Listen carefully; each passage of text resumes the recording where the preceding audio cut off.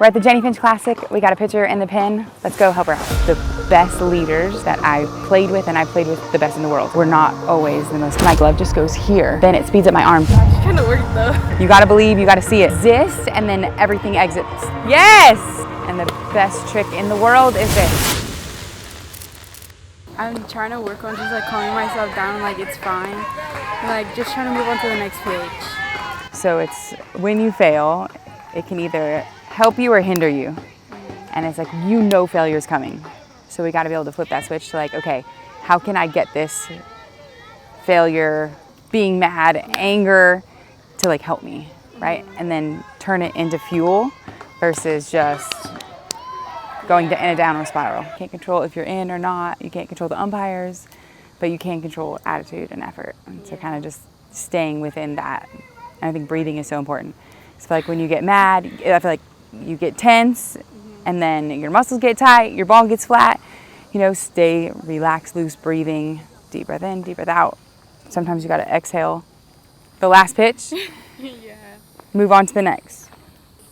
And I would like tell defense like, hey, 1 out, we got this, 2 more. So you're like declaring and you're showing belief in them.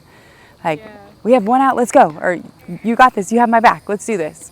So they see like you're still believing. And it starts in the circle, ball's in your hand, you're the leader out there. I know, I'm trying to also work on talking because like, I don't know, sometimes I just get nervous to talk in front of everyone. The best leaders that I played with, and I played with the best in the world, were not always the most vocal ones.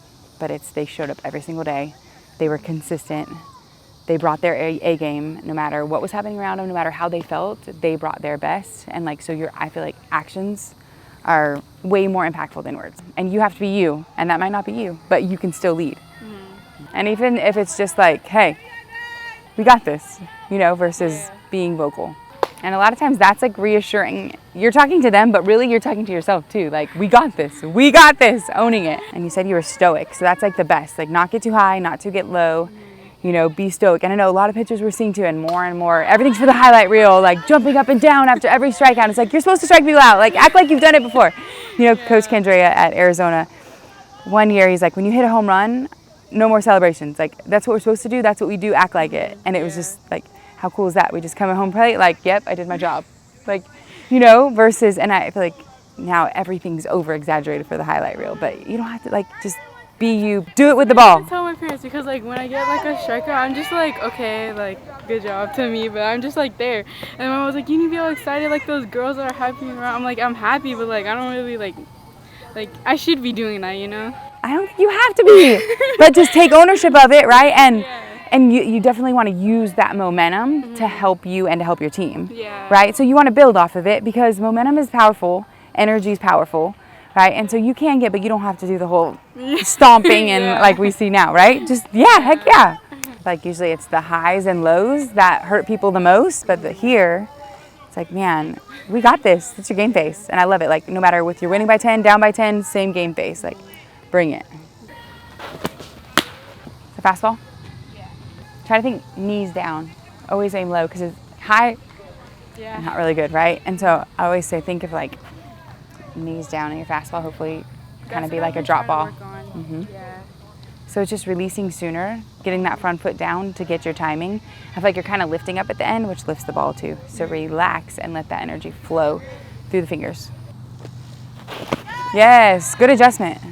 I would much rather that miss than this miss, you know? Try to be a little more consistent with your base. You see how you kind of fall after? It just scares me too because the ball gets hit back at you and you're walking towards the hitter. Like you're already at 35 feet probably by the time you release. Like you don't want to walk any closer. And if we're moving through our release point, then I'm not stopping to transfer the energy to the ball. So just try to be a little more solid on your front side. It'd be like hitting with a soft front side. No, you got to stick it and then fire off that front side.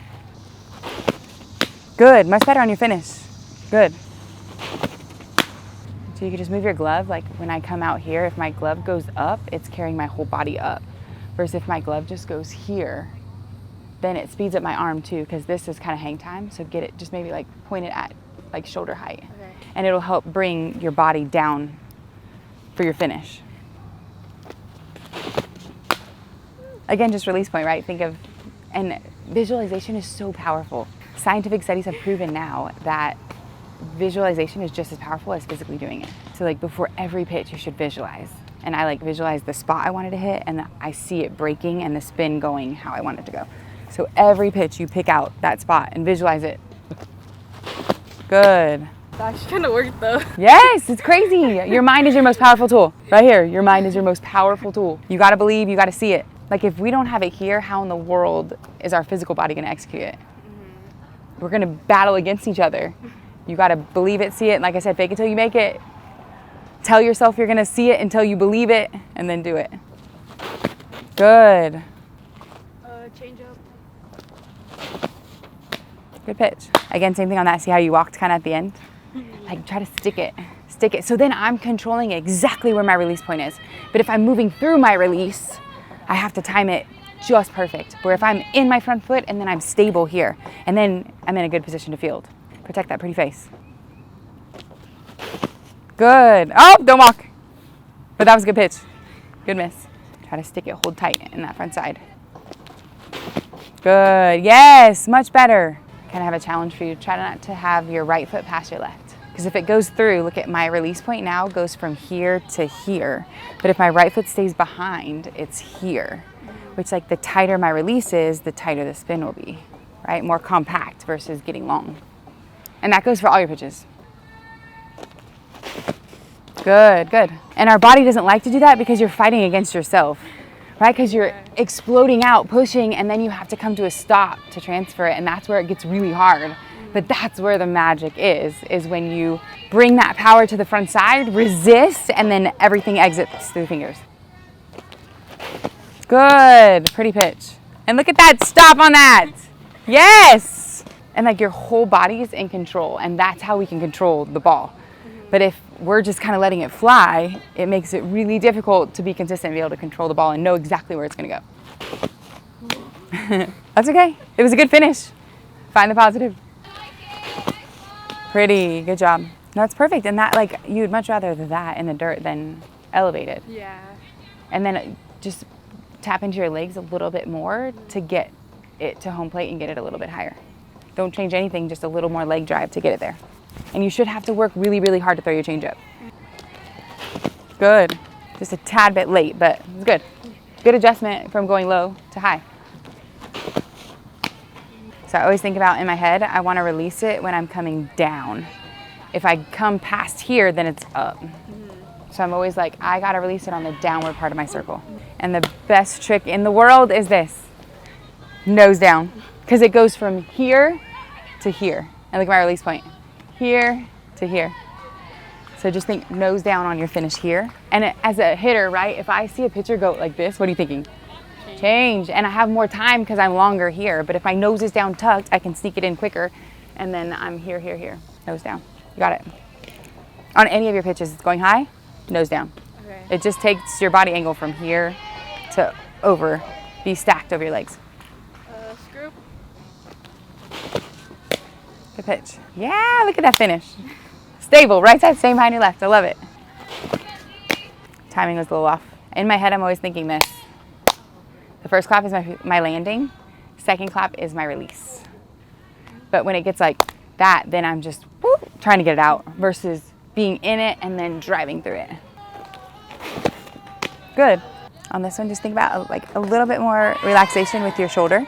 So like just get a little bit here. It takes away the magic in your fingers. So this has got to be relaxed so then you can create the whip. But if this tightens up, then I'm kind of pushing. I just think there's a tad bit more in there. If you just a little bit of it's great spin, great movement. Just maybe relax that a tad bit and then get a little bit more fingers in it. That was good though. And ideally, like I'd rather that straight versus like way out. Because way out, like nobody's even looking at that, right? And that's not even in the tunnel. I'm not even thinking about hitting that. But that at least someone's close. And then now just a little bit more on it. Good. Try to throw it a little bit more straighter. Do you think I need to start like it earlier? Because I feel like it's going like too far out. Yeah, so that's why I was thinking like, think about more velocity to make it go straight and then trust the spin to go versus kind of the angle. So we just need to sharpen it. So just kind of, and then my release to here, just shorten it up to tighter. So don't let it get long. Tight, tight, tight. Good. pretty. You can try to start it more like almost backdoor and see what happens.